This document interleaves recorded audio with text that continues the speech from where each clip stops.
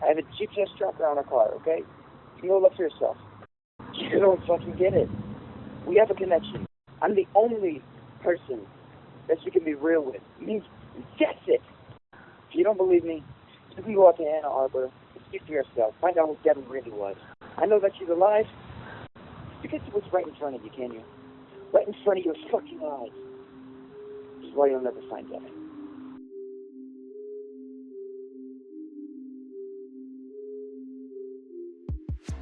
Welcome to Dead of the Night, an investigative podcast looking into the disappearance of Devon Riesling, a 23-year-old nursing student who disappeared on February 9th, 2019. On our last episode, we found the identity of the man who had been stalking Devon for nearly a decade, a 22-year-old Emmett native named Garrett Lee Haynes. Before we start, I want to take a minute and just acknowledge and apologize for the phone call between me and Garrett that we ended the last episode on. Obviously, it was important to include in the podcast. It's possibly one of the biggest breaks we've had in the case. But it's becoming obvious that my former friendship with Garrett is starting to cloud the narrative.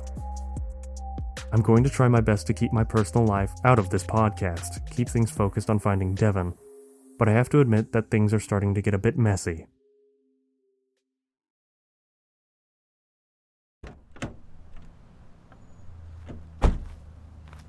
Been waiting for me long? No, I just got here a minute before you did. Sorry about that. No, I'm just glad that you could get out here so fast. Thank you. Let's see what we can find.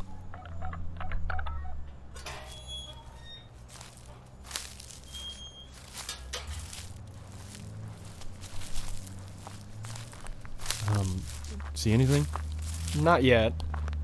Okay. This article says GPS trackers may be hidden inside bumpers. You may need a flashlight and a mirror to detect their Got it. Really? That was fast. There you go. Are you sure that's it? Yep. Now it looks like a Logistomatics Micro 400. You're familiar. Yeah, I've seen a couple of these before. How often does it send data back to whomever's tracking it? Every 30 seconds or so. Wow. So Garrett was actually telling the truth. Well, he was telling the truth about putting a GPS tracker on Devon's car. I don't know if that exactly exonerates him. No, that's not what I meant. I can't believe he admitted that to us. Makes you wonder, doesn't it? Wonder what? What else he been doing to that poor girl for the last decade?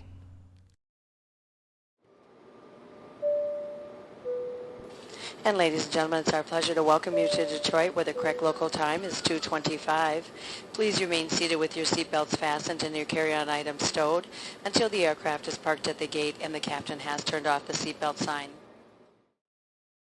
As Jessica and I make our way through the airport, I can't help but picture Devon Riesling walking through the concourse, carrying a duffel bag, getting ready for another semester at the University of Michigan. I wonder what drove her to apply to this school, 1,950 miles away from her rural Idaho hometown. Yes, it was a great school, especially for nursing, but there were plenty of great nursing schools closer to home, closer to Patty and the Rocky Mountains that Devon grew up around. Maybe, like so many young adults forging their way into adulthood, she wanted to get away, wanted a bit of space from her difficult childhood, her alcoholic mother. Her brother TJ also went to college on the East Coast. Anybody with a successful older sibling knows what it's like being in the shadow of that success, the pressure of it all. But maybe Devon came to Ann Arbor, Michigan with a different purpose altogether. Maybe she wanted a fresh start, the chance to be somebody new. Someone different from the Devon she was back in Idaho. Do I need to lean forward, or can I sit back here? Yeah, you can sit back. That's fine. Okay. Is this okay? Yeah, that's great. Cool. So thanks again for meeting me. Of course. I want Devon to be found. I'm meeting with Emmy Johnson, a friend of Devon's from the University of Michigan. We're meeting at the undergraduate library on campus, a building that has outgrown its affectionate nickname, the Ugly, after extensive renovations. Now it's a bright and beautiful building at the center of one of the most classic college campuses in America.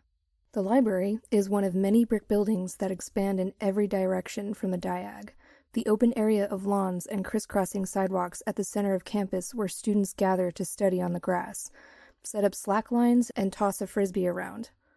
Inside the library, a flurry of activity on the ground floor is contrasted with the peaceful quiet on the upper floors, where students bury themselves in textbooks and laptops. Emmy is a short girl with electric red hair. She graciously agreed to meet with me after we reached out on Facebook looking for friends of Devon who could help us learn more about Devon's life, and consequently, maybe her disappearance. Can you start by telling us about your relationship with Devon? Yeah, Devon and I were, really good friends. We met in an anatomy and physiology lab, and I'll admit, I had a bit of a crush on her, maybe at first. The first time I met her, she was, eating a package of gummy worms, and she, sat down next to me in the lab. She just handed me a gummy worm. And that was it. We were friends. And did Devon return your feelings? Oh, no. She was, totally straight. Pretty much all the girls I fall for. But she was real sweet about it. She let me down easy. So, how did you first hear that Devon went missing? I heard about it on Facebook. To be honest, I didn't really take it that seriously at first. I mean, you never think something bad will happen to one of your friends, you know? At first I thought maybe Devon had come back here because I knew she was having a rough time of it in Idaho, but she never replied to my messages and I never saw her around, never heard of anyone else seeing her.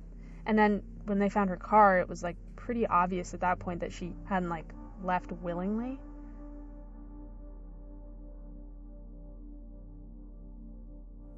Devon was outgoing. She was very social. She was really loyal.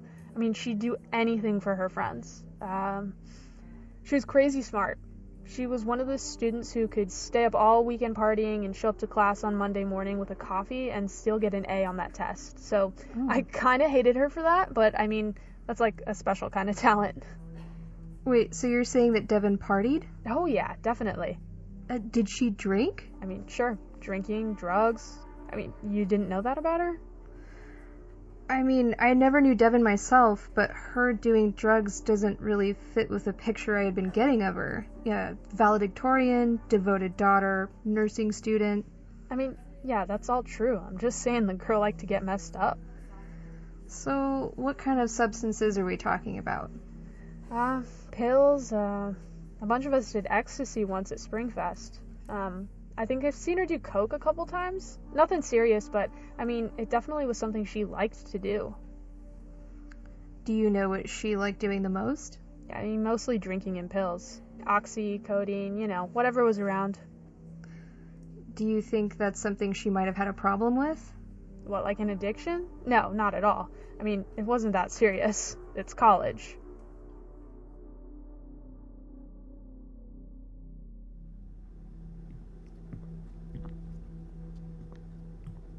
$33.04, $33.06, $36.07. Hello? Hi. Are you Asha? Yeah, so? Hi, I'm Kenneth Bailey, and I'm making a podcast about Devon Riesling. Do you have a moment to talk? Are you gonna pay the rent that she owes me? No, I'm sorry. Devon owes you money? 3 fucking months worth, yeah. Would you mind if I came in? I have a few questions I'd like to ask. I step into the apartment that Devon used to share with Asha. It's a 4-story complex called the Highlands, just across the road from the UMich North Campus. And while it's not an official dormitory for the university, it may as well be considering the tenants are all students. A new roommate has long since moved into Devon's old room, but there's a few little touches that serve as evidence that Devon once lived here. A tiny mural of yellow daisies Devon painted around the bathroom mirror, a ukulele Devon left behind, a fridge magnet holding up a strip of photo booth pictures. Pictures featuring Devon and Asha making silly faces and posing together. That's when things were still good with us. That photo? Yeah. Would you mind telling me what happened between you two? She screwed me over, that's what. She owes me over $2,000. And she left most of her shit behind for me to fucking deal with. Can you go back a little? How did this all start? I came home from Rick's and she was sitting on the couch crying. I asked her what was wrong and she told me it was none of my business. I thought maybe she's just PMSing. But when I turned to go to my room, she shouted after me that she was going to be moving out. And how did you react to that? I was pissed. I'll admit it, we had a huge fight, we screamed at each other, things got a bit nasty. She was still on the lease till January, so what was I supposed to do? Let her leave? So she didn't officially break the lease? No, she just took off. She didn't care what happened. She didn't care that it was too far in the semester for me to find another roommate. I mean, I had to work doubles that whole fucking semester. I was not about to get an eviction on my record just because she screwed me over. And this was in October? Mid-September, actually. Because I remember she left before the 1st of October. So she skipped out on October, November, and December rent. Huh. Okay. Are you sure about that? Yeah, why? Just that Patty, Devon's mom, wasn't diagnosed with end-stage liver disease until October 3rd. Yeah, so? So that's why Devon dropped out of college and moved back home? No, it wasn't. Wait. Devon got kicked out of school. Are you serious? You didn't know? No. She told everyone in Emmett that she left to take care of her mom. I mean, maybe she did take care of her mom. I don't know. We stopped talking after she left. But Devon definitely got kicked out. Do you know why? Something about drugs and her professor. She wouldn't tell me the whole story, but I heard from someone else that she was caught half naked doing a line off the professor's desk. I hoped that this trip to Ann Arbor would reveal more about Devon. But I never imagined that everything I thought I knew about Devon would be crumbling before my eyes. Not only was Devon partying and using drugs, a side of herself that she went to great lengths to hide from her friends and family back in Idaho, but she lied to everyone about the real reason she left college. After doing lots of digging, I discovered that the rumor Asha heard about Devon getting caught doing drugs with a professor wasn't exactly true. But Asha wasn't far off. On September 7th, 2018, Devon was asked to take a drug test for her work-study job at the university hospital. She consequently failed the drug test and was promptly let go from her work-study job. Normally, under these circumstances, students who fail drug tests for campus hospital jobs aren't reported to the university itself and don't face any further consequences besides the loss of employment. But something about Devon's test results sparked an investigation that spiraled beyond what Devon likely ever imagined. I'm the undergraduate student employee administrator at the University of Michigan Hospital. Devon Riesling underwent a standard drug test. This is a test that we require of all student employees of the University Hospital. Most of the students who fail these tests fail for marijuana. Two drugs that we don't see too often are the opiate fentanyl and the benzodiazepine midazolam. These are medications typically administered to patients to sedate them before surgery. So when they show up on a student's drug test, we start to question how exactly this student got their hands on such a tightly controlled substance. So, wasn't there an incident at the university a few years ago? Someone told us that it may have influenced the process. So in 2013, there was an incident where both a doctor and a nurse overdosed on fentanyl within the same 3-hour span. The doctor recovered, but the nurse unfortunately passed away. That incident changed the way the hospital handles things like drug testing and administrative response to missing and stolen medications. We opened an investigation in Devon Riesling in September of that year, and we discovered there was a relationship between her and a nursing professor here at the hospital, and while he was on shift, there were controlled substances that went unaccounted for. When you say there was a relationship, do you mean a romantic relationship? We had another employee come forward with some evidence that their relationship had evolved beyond the normal student and teacher relationship, and that Devon had been taking advantage of this professor's access to controlled substances. Consequently, the board decided that Devon's behavior had violated the university code of conduct, and she was expelled from the school. What about the professor? He was also removed from his position. Can you tell us his name? I'm not at liberty to say. All right. But if you ask around, I'm sure you could figure it out. Jessica and I did exactly that.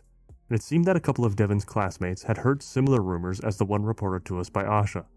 The professor named in these rumors was a 34-year-old man named Dr. Damian Cowan. Dr. Cowan graduated with a PhD in nursing from the University of Michigan in 2016. Dr. Cowan was then hired as a nursing professor who primarily taught therapeutic nursing care clinicals, which were undergraduate nursing classes taken in the hospital to provide hands-on experience. This is where Dr. Cowan and Devon presumably met, as their college transcripts report she first took his nursing 262 class in the fall semester of 2016. Jessica followed up with Emmy to find out if she knew anything about him. What do you know about Devon's relationship with Dr. Cowan? Damien? No, that was steamy. So you knew about it? I mean, I wasn't going to bring it up because Devon kind of swore me to secrecy, but since the cat's out of the bag, I'll tell you that Devon fell for Damien hard. Her and Damien had this crazy whirlwind romance, sneaking around, meeting on the down low, like going out of town together. They had to sneak around because he was her professor? Yeah, I mean that too, but mostly because he was married. Dr. Cowan was married? Well, he was, until his wife walked in on him and Devon, and she freaked, threatened to get him fired and all that. It was nasty. Did they continue seeing each other after his wife found out about the affair? Yeah, they did. Devon was always, pretty secretive about it. I mean, she told me because I was her best friend, but she definitely kept it under wraps. And after the divorce, I think he was, embarrassed, and they just kept sneaking around, even though, I guess he was free to date her. I don't know if he was still afraid of his wife or, getting in trouble with the school, but him and Devon were definitely still sleeping together. So, when did all of this start?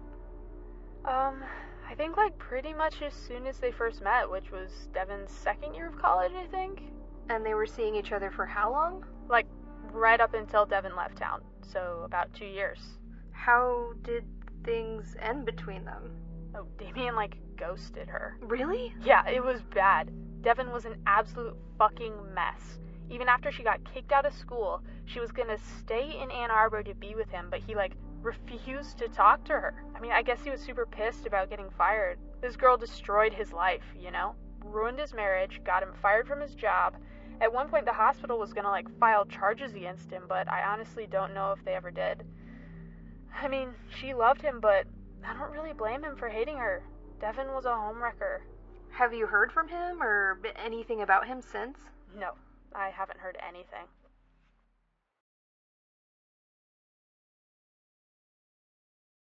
After Jessica's conversation with Emmy, it was clear that tracking down Dr. Cowan was my number one priority. My mind was running 100 miles an hour. I had so many questions. For example, how did Dr. Cowan and Devon first become involved? Was it true that his wife divorced him over his affair with Devon? Was Dr. Cowan somehow involved in Devon's disappearance? As I tried to pin down Dr. Cowan's whereabouts, I happened to run into an interesting piece of information about the University of Michigan. Just 3 months after Devon was expelled and her and Dr. Cowan's relationship was exposed, the university issued a new policy that banned faculty relationships with undergraduate students. Whether or not this new policy was, in part, inspired by Dr. Cowan's relationship with his student is unknown, but the timing does seem to line up. Either way, I think most people would agree that a professor having an affair with a student is unethical, or at least an ethical gray area. Add the fact that he was fired for passing along stolen drugs to students, and this professor was seeming more and more like a less than honorable guy. A background search into Dr. Damien Cowan revealed that charges for stealing medications were never filed against him. He was married in 2013 to Grace Cowan, who filed for divorce against him in February of 2017. Besides a traffic ticket for failing to use a turn signal, Dr. Cowan had no other criminal charges against him. A property search shows he currently owns no property, as the home he once shared with his wife was sold in late 2017. And his name wasn't associated with any businesses. His LinkedIn account didn't appear to have been updated since he was let go from the university, so it was difficult for me to find out what he had been doing for work in the time since leaving. Unfortunately, I wasn't having any luck getting a hold of him on any of the phone numbers or email addresses I had found, and he didn't appear to have a Facebook page or any other social media either. In the meantime, I went back to Devon's old apartment to meet with her former roommate, Asha, and ask her some follow-up questions. You're back. I'm back. You find out anything? Yeah, a lot actually. I caught up Asha on the details we had learned about Devon being expelled from the university and her relationship with Dr. Damien Cowan. I was surprised to find that Asha had no idea that Devon had been dating a professor, at least until she'd heard the rumor about them being walked in on together while using. Would you describe Devon as a secretive person? Knowing what I know now, yes, I would describe her as secretive, but at the time I had no idea that she was hiding all this from me. Did you guys communicate often about your schedules and where you were going, who you were spending time with? I mean, I thought so, but apparently she was just lying to me. I never even knew that she was hiding any of this from me. So then, where did Devon say she was spending all of her time? Everywhere. She hardly slept. I mean, she'd go to class and study, and she had her work-study job at the records room in the hospital. I know that she and Emmy used to go to party at the house like practically every weekend. So is that a campus bar? No, it's a housing co-op where students live for cheap and everyone has to share cooking and cleaning and stuff. It's kind of like a frat, but less bro-y. Oh, okay. They are sort of known for the drug culture they've got going on. I see. Is there anything else you want to know? Let me see. Earlier you mentioned that when Devon moved out, she left all of her stuff behind. Yeah, she packed whatever she could into a suitcase, but she left it basically everything else. Her bed, her mattress, some furniture like a chair and a dresser, 2 boxes full of clothes, and all her pots and pans. So what did you end up doing with all of that stuff? Look, this is going to make me sound like an asshole, but I sold her bed and furniture because she owed me so much money for the rent. I did not go as far as to sell her clothes, because she told me to leave it in a box outside in the hallway and she'd have somebody pick it up. Do you happen to know who? No, I just know that it was gone the next day and that's all I cared about. Okay. Anything else? Yeah, just one last question. Sure. Did Devon ever talk about a stalker? Not that I remember, no. She never mentioned anybody who called her all of the time. No. Maybe someone who sent her letters, harassed her. She never mentioned it if she did. She never talked about someone by the name of Garrett? Oh, well, yeah, I know about Garrett. So, what did she have to say about him? I know that he was a guy from her hometown, and how can I say this nicely? She kind of used him. She used him? She described him as kind of a little puppy dog. She'd sort of manipulate him into doing favors for her or paying her bills, you know. So then, how would she end up manipulating him? By giving him false hope. Hope that they would be together? Exactly. Did you ever get the sense that Garrett was dangerous? No, not at all. Trust me, Devon held all the cards. She had that guy wrapped around her finger.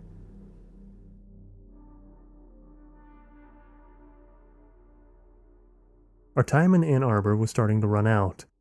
While I had been working on the podcast full-time, Jessica had another job in Idaho at the local community radio station, and we could only get away for so long. I was starting to worry about finding Damien. He still wasn't answering our calls or our texts. Was he intentionally hiding from us, much like Isaac had once done? Even his friends and family hadn't replied to any of my inquiries yet, and my requests for public records that might lead me to an address were going nowhere, as every address I turned up at seemed to have no idea where Damien was currently living. I even called Brett and asked if he had any resources as a private investigator that could help us pin him down, but so far, he was finding just as many loose ends as I was. I started to fear that we might have to leave town before we could talk to him. However, before we did leave, there was one more lead I wanted to track down. A lead that was, admittedly, extremely thin and based on only a hunch. But at this point, I was starting to feel desperate. Hello? Hey, Emmy. Sorry to bother you again. I just had one quick question for you. Yeah, no problem at all. What's up?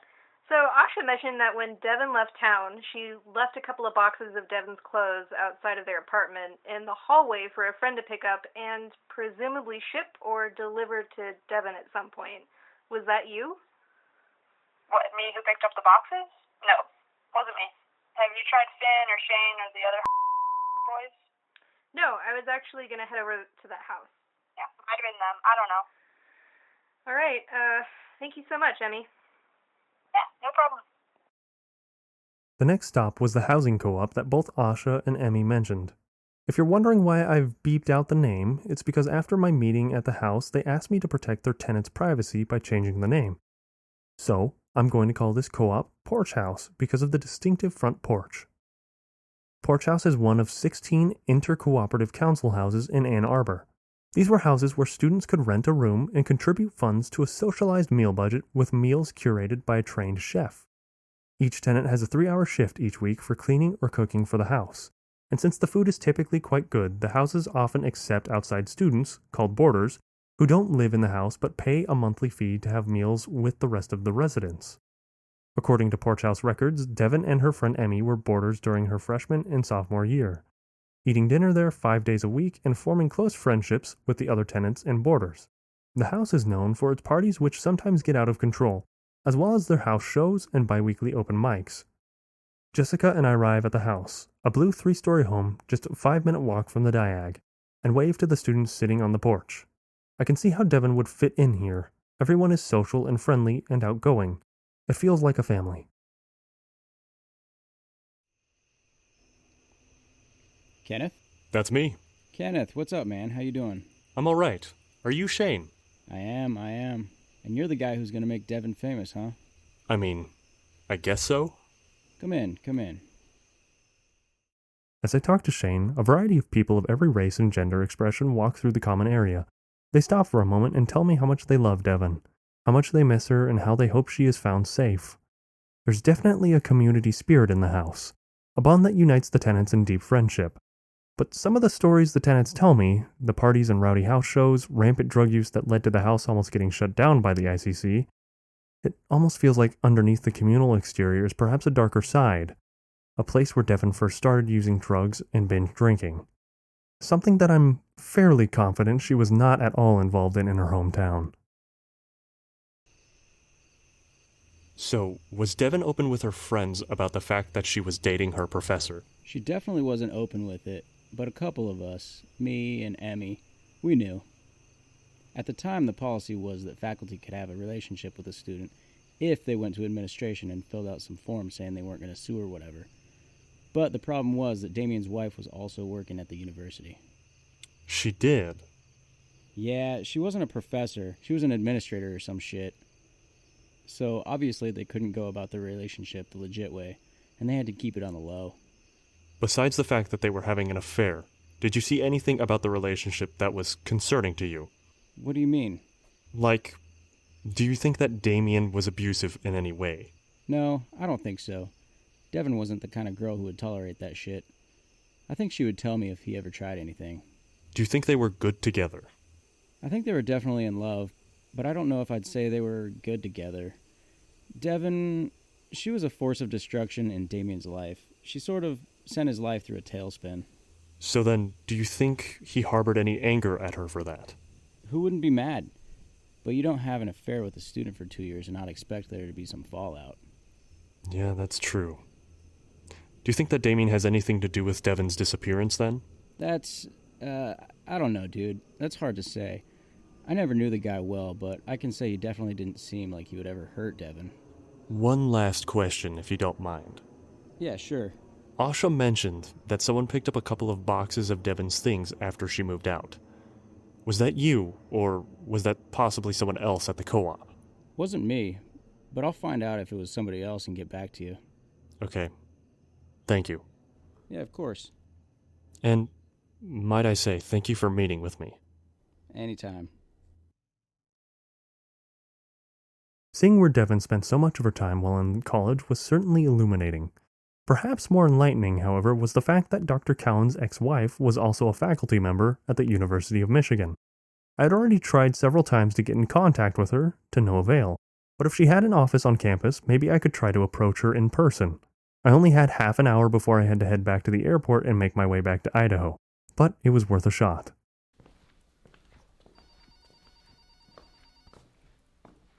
Hi, I'm looking for Grace Cowan. Down the hall and to the right, honey.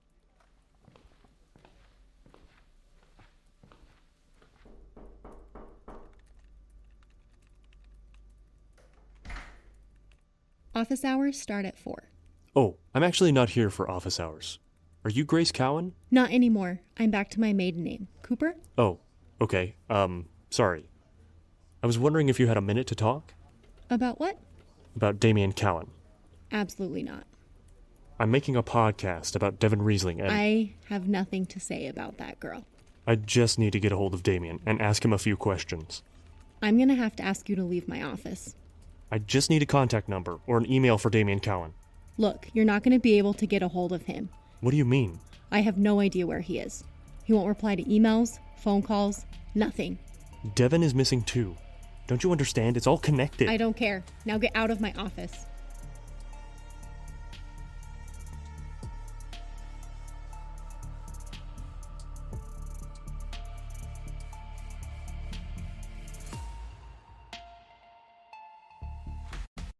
that's it for this episode of Dead of the Night podcast. Our next episode is a Q&A, so if you have any questions or comments about the podcast or tip about the case, please call 208-398-3110. This episode was produced by Gina Harris, Spencer Hudson, and Danielle Choda. Jessica O'Neill is our audio engineer. I'm Kenneth Bailey, asking once again, have you seen Devon Riesling?